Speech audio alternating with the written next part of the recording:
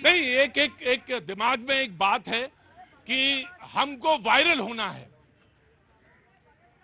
और इसको लेकर दिमाग में एक बातचीत चल रही है। हमको तमाम तरह से मोबाइल में, मैंने देखा ज्यादातर लोगों के हाथ में मोबाइल और 24 घंटे मोबाइल पे, मतलब मैक्सिमम टाइम 24 से मतलब मैक्सिमम टाइम मोबाइल के पास, मोबाइल के तमाम कोणों से अपने को फोटो खींचना और तमाम बोले हम कंटेंट बना रहे हैं। अब सवाल यह है कि जो कंटेंट बना वो कितना सेंसिटिव है, कहां गया, किसका असर कहां पे कितना हुआ। नहीं वो भी है, और दूसरा ट्रेंड में रहने की जो एक उत्सुकता है उसके चक्कर ये सारे वर्ड जब आप बोलते हैं ना तो मुझे बहुत अच्छे लग रहे हैं कि ट्रेंड में बने रहना है। पहले एक समय था जिसमें काम करते थे फिर ट्रेंड में आते थे, आज अब क्या उल्टा है कि पहले ट्रेंड में आओ। अब हो गया है कि मान के चलिए अगर मुद्दा है कि अभी भरूच में दंगा हो रहा है तो दंगा के बारे में जानना नहीं कि कौन कर रहा है, क्यों कर रहा है, क्या कर रहा है, बस बोलना है क्योंकि ट्रेंड वही चल रहा है। पता है अभी बोलेंगे तो अभी हिट। जैसे मैं बताता हूं आपको, ये महिला शो शुरू हुआ से पहले किसी ने सुनी इसकी आवाज? जोर से बोलिएगा।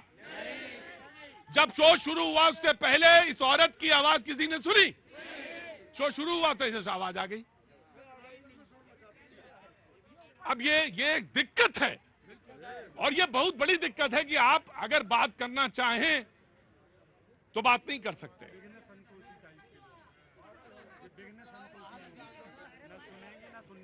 यही नहीं, मैं जानता हूं, बहुत अच्छी तरह से जानता हूं और इनके नेता को भी जानता हूं कौन है। आज उनसे मुलाकात करेंगे उनके नेता से। जी, दिक्कत यह है कि सोशल मीडिया प्लेटफॉर्म पे तमाम ऐसे लोग हैं जहां पे कोई क्रेडिबिलिटी की चेक नहीं, क्रॉस एग्जामिनेशन नहीं, आप कोई भी चीज डालिए और उसके बाद उसका असर जो होगा वो होगा, देखा जाएगा। और ऐसे नॉर्थ ईस्ट में भी देखने को मिला और तमाम सेंसिटिव जगह देखने को मिलता है। जी, इनफैक्ट आज आप उत्तर प्रदेश का मौका देख लीजिए, बहरेच में इतना बड़ा चल रहा है और लगातार अफवाह फैलाए जा रहे हैं। उसके पहले लोकसभा के चुनाव में हमने देखा किस तरीके से संविधान बदल देंगे, ये जो नैरेटिव चला वो फेक न्यूज था। बाद में भले ही कोर्ट ने कह दिया कि भाई उसको भेज दिया जेल जिसने उसको इनिशिएट किया है, लेकिन ट्विटर से वो गया, फेसबुक से गया, इंस्टाग्राम से गया, व्हाट्सएप से गया, टेलीग्राम से गया, गांव गांव पहुंच गया। जिसको वोट मिलना था मिल गया, जिसका वोट कटना था कट गया। लेकिन वो जो फेक न्यूज का नैरेटिव है उसके चक्कर में जो विक्टिम हुए वो कॉमन जनता हो गई। तो जनरली वो ट्रेंड के साथ यही दिक्कत है कि लोग वायरल होने की ऐसा चांद के कंट्रोवर्शियल चीज करते हैं जो सुनने की इच्छा सामने वाले को हो, भले वो सच हो या नहीं हो, उसको इंस्पेक्ट नहीं करना कि सही है या गलत है। और ये जो आदत है, ये आदत इतनी ज्यादा बन गई है कि 75% जो हमने बताया आंकड़े हैं, बगैर उसको देखे सोते नहीं है लोग। आजकल खा नहीं पाते हैं। हाँ जी, आजकल खा नहीं पाते। और ये सिर्फ कह देने भर की बात नहीं है, ये बड़ी गंभीर बात है और गंभीरता के साथ इतनी ज्यादा ये घुसती चली जा रही है कि एक मुश्किल हालात पैदा हो गए हैं।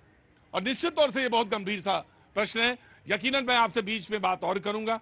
जो मेहमान हमारे साथ मौजूद हैं, जी आप कुछ कहना चाह रही थी, इस मुद्दे पे जोड़ना चाह रही थी। माचिस की जो डिबिया होती है ना, वो जिसके हाथ में होती है वो ये डिसाइड करता है कि उसकी उपयोगिता क्या है। वो मंदिर का दिया जला रही है, वो चूल्हे को जला रही है या घर में आग लगा रही है। सोशल मीडिया वही है। उपयोग इसको जो कर रहे हैं वो कैसे यूज कर रहे हैं उस पे इसके प्रोज एंड कॉन्स जो है वो डिपेंड करते हैं। इन्होंने बहुत अच्छी बात। चूहे से मतलब आपका था कि वो जो घटनाएं हो जाती हैं उससे, किसी जानवर विशेष से नहीं। जी, मतलब सेंसिटिव इश्यूज हैं आजकल। और जो देखिए, जैसे ही आपने बोला मेरे दिमाग में ही बात आई कि क्या बोलना है क्या नहीं। यही चीजें हैं जो बड़ी महत्वपूर्ण हैं। एक लंबे समय तक काम करने के बाद आपको यह पता चलता है कि ये चीज सही है, ये सोसाइटी के लिए इंपैक्ट है, ये सोसाइटी के लिए ठीक है। जैसे ही आपने चूहा गां जलाने का शब्द इस्तेमाल किया, मुझे समझ में आ गया कि ये जो है ये सेंसिटिव है मामला, ये बेहद सेंसिटिव मामला, ये नहीं कहा जा सकता। सही है या राइट? गलत? एकदम सही है, एकदम सही। इसीलिए तो हम परेशान हैं कि भाई क्या कहना है और क्या नहीं। देखिए, मैं एक ट्रेंड होके आया। मैं जब कहता हूं कि मुझसे भी बहुत तमाम बार गलतियां होती हैं सोशल मीडिया पे और तमाम सारी चीजों पे, बोलते बोलते गलतियां हो जाती हैं। लेकिन जब आप एक ट्रेंड होके एक पद्धति से आते हैं तो आपके पास क्रॉस चेक, अपने एग्जामिनेशन के बहुत सारे मुद्दे होते हैं। मैं इनकी बात कंप्लीट कर दूं फिर आता हूं। जी, साइकोलॉजिकल इफेक्ट भी बहुत बड़ा है कि हम सब जो ह्यूमन बिहेवियर है, जो ह्यूमन साइकोलॉजी है, उसके हिसाब से मैक्सिमम लोगों को लाइमलाइट में आने का बड़ा शौक है। चाहे वो कहते हैं ना कि विख्यात तो हो गए, अब चाहे कुख्यात होकर के हुए। ये एक बड़ा नैरेटिव बना। ये आपने बिल्कुल सही कहा कि अगर बदनाम होंगे तो क्या हुआ, नाम नहीं होगा। और ये बेहद कॉमन फैक्टर है आजकल। बोले बदनाम हो जाओ तो नाम तो होगा ही होगा, और ये बेहद डरावने वाली चीज थी जिसको कि इस समय हम देख रहे हैं सोशल मीडिया और तमाम सारे डिजिटल प्लेटफॉर्म्स पे। जी, तो इससे जो सामाजिक ताना बाना है उस पे तो इम्पैक्ट पड़ ही रहा, और जैसा आपने कहा कि 73% डेटा बता रहे हैं कि हम बिना यूज किए हुए मोबाइल को सो नहीं पाते हैं। तो इनसे जो पर्सनल इंटरपर्सनल जो चीजें, जो Relationship- परिवार की चीजें हैं, जो रिश्ते हैं, वो भी जो है वो कम होते जा रहे हैं। आज के डेट में अगर भगवान न करे कोई हॉस्पिटल में एडमिट होता है ना, तो उस समय काम आपका परिवार और आपके दोस्त। मैं आपको बताऊं, देखिए परिवार में आपके माता पिता हैं, आप बैठ जाइए प्लीज, आइए बैठ जाइए। आपके नीचे करते उसको, इधर से आ जाइए, इधर से आ जाइए। आपके परिवार में इधर से आ जाइए, माँ जी इधर से आ जाइए। आपके परिवार में आपके माता पिता हैं, भाई बहन हैं और बच्चे हैं, और सारे के सारे लोग अपनी दुनिया में मस्त हैं मोबाइल के साथ। सारे लोग अपनी अपनी दुनिया में अपने अपने मोबाइल के साथ मस्त हैं। किसी के लिए किसी के पास वक्त नहीं है। सबसे डरावना और सबसे खौफनाक मंजर यही है। सबके पास एक मोबाइल है। मैं विरोधी नहीं हूं मोबाइल का, मैं मोबाइल का विरोधी कतई नहीं हूं, लेकिन हां, क्योंकि उसके इतने उसके यूजफुल चीजें हैं, लेकिन हां कैसे इस्तेमाल करना है ये एक बहुत महत्वपूर्ण चीज है। और इसी पे बार बार चर्चा, इसीलिए बार बार इसमें चर्चा में लेकर आता हूं। चल शुक्रिया, थैंक यू सो मच। बातचीत के सिलसिले को आज जहां पे मैंने शुरू करना था मैं वहीं पे आऊंगा।